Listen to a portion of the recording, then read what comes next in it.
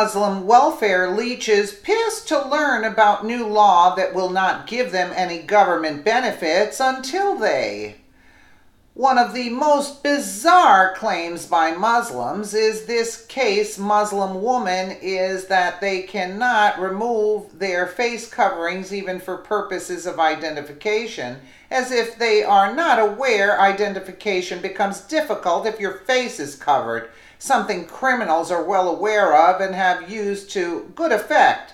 Short of doing retina scans, taking fingerprints, or swabbing mouths for DNA, one must ask how women who cover their faces expect to be identified.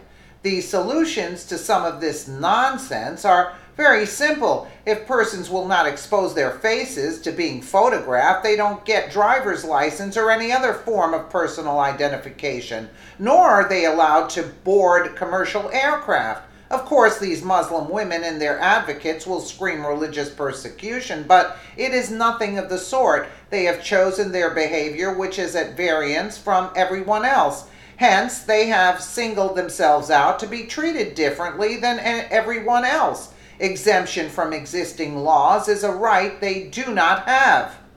Quebec has decided that they will put an end to the problem in a very comprehensive way. A bill has been proposed to bar women who will not remove their head coverings for identification purposes from receiving any government benefits. Not only that, the bill bans burqas in public places. In an era in which we are subject to more and more intrusions in the name of fighting terrorism, it does not seem to be too much to ask for a person to show his or her face. In a bold move to force the self-segregating Muslim community to integrate with Canada's diverse religious and cultural groups, legislators signed a bill into law on Wednesday that requires all Muslims wearing Islamic veils to remove their face coverings if they want to receive taxpayer-funded government services of any kind in Quebec. CBC reports that the new legislation prohibits women who wear burqas or niqabs or whatever you want to call them from utilizing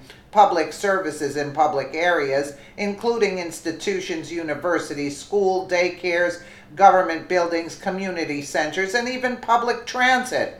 Perhaps most controversially, the law also outlines stipulations under which employers and schools can refuse requests for prayer breaks, fasts, and religious holidays. The addition has come as a shock to the Muslim community, since their religious calendar contains an unreasonable number of compulsive daily prayers, holidays, and multiple week-long fasts. There's much to be said here, but one point that has been made plain, and not just in Canada, is that if you want an employee who is in regular attendance at work, perhaps a fundamentalist Muslim should not be your first choice. Put another way, it's a very handy faith for those who wish to avoid regular work, since it requires adherence to observe and attend to so many religious duties that working takes a distant second.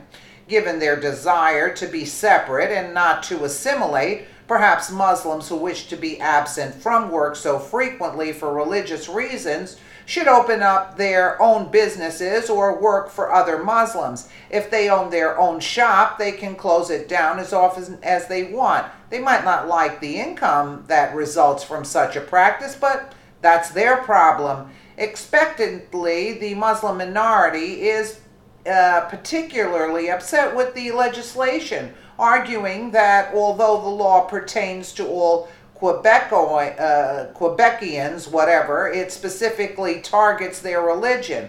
Of course, lawmakers refute this accusation, reminding them that the bill maintains religious neutrality and encourages equality, according to CNN.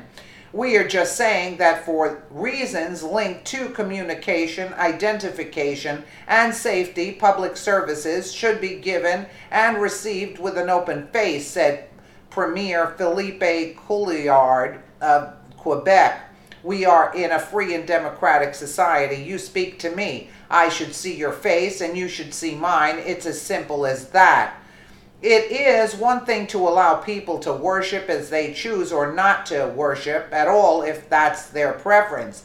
That's an obvious right in America and in other nations. It's quite another for those of a particular faith and radically different culture to arrive in another nation and effectively tell its inhabitants that they must change to suit their new residents. That is arrogant, oppressive, and unjust. In effect, this is precisely why what Muslims are doing in the Western nations to which they have migrated.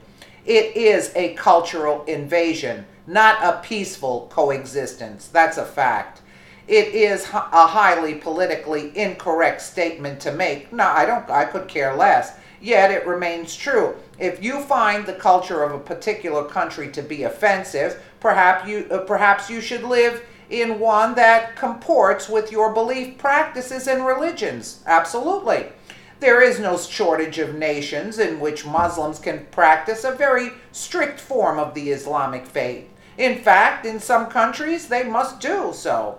Canada, and specifically the province of Quebec, is not one of them. Neither is the United States.